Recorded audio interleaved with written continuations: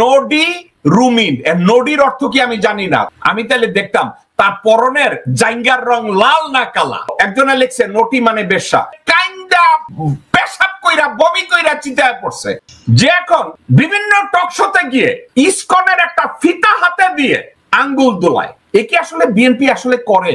ব্রাহ্মণবাড়িয়া যেখান থেকে সে রাজনীতি করার জন্য এমপি ইলেকশনের জন্য লাফালাফি করছে, ওই এরিয়ায় কেউ তারে চায় না। তার এরিয়ায় লোকজনরা বলে নডি রুমিন।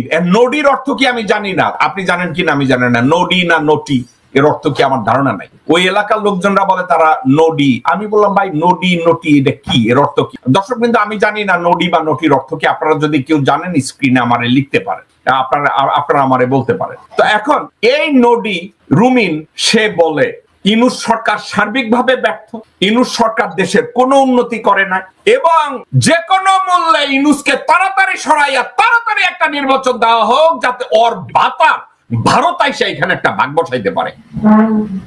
যে ব্যক্তি নিয়োগ পাওয়ার 3 দিনের মাথায় প্লট পাওয়ার জন্য পাগল হয়ে যায়, যে ব্যক্তি আজকের ইসকনের একটা ফিতা বাইন্দা লোকজনের সামনে রাবণের গীত গায়, সীতার গীত গায়, এর মতো লোক, এর মতো একজন নটি, তার উপরে বাংলাদেশের 17 কোটি মানুষ বা বাংলাদেশের রাজনীতি অথবা বাংলাদেশ জাতীয়তাবাদী দল এর মতো।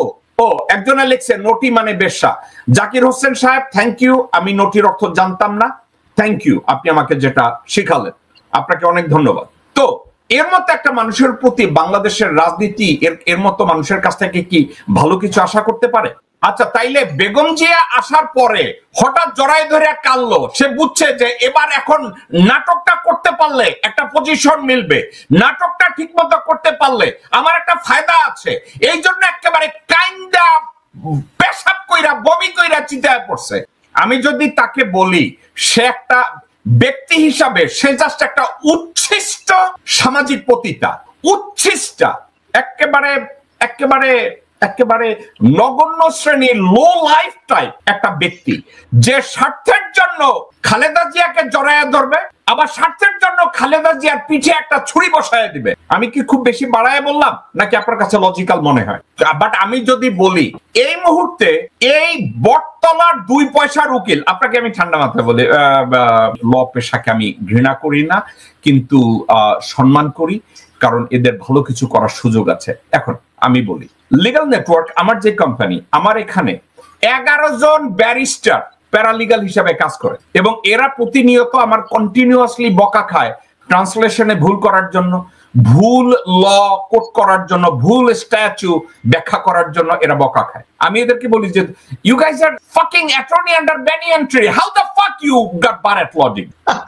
আমি সরাসরি বলবো। সো রুমিন ফারহানা সে যত কথাবার্তা বলে, তারে যদি কেউ স্ক্রিপ্ট লিখে দেয়, তাকে যদি কেউ স্ক্রিপ্ট লিখে দেয়, তাইলে ওই স্ক্রিপ্টটা সে গলাবাজি করে ডান্ডার মতো চিল্লায় চিল্লায় কইতে পারে। কিন্তু আমি একদিন যদি তাকে দেখতাম যে একটা ব্রিফিং নিয়ে একটা হিয়ারিং কেমনে করে জাজের সামনে, আমি তাহলে দেখতাম তার পরনের জাইঙ্গার রং লাল না কালা। আমি দেখে ফেলাই, আমি এটা দেখি। কিন্তু আমার কথা হইতেছে নৈতিকভাবে আমি জিজ্ঞাসা করি, সাবজেক্টটা আপনাকে যদি বলা হয় যে আপনি আটলান্টিক পাড়ি দিতে হবে একটা নৌকায় কইরা, এখন আপনি আপনার সাথে এমন একজন মানুষকে খুঁজবেন, নিবেন যাকে আপনি 100% বিশ্বাস করেন যে আপনার প্রতি লয়াল, তাকেই আপনি আপনার সঙ্গী করবেন, কারণ আপনি আটলান্টিক পাড়ি দিবেন। আপনি কি রুমিন ফারহানার মতো লোককে বিশ্বাস কইরা আপনার সাথে নিবেন?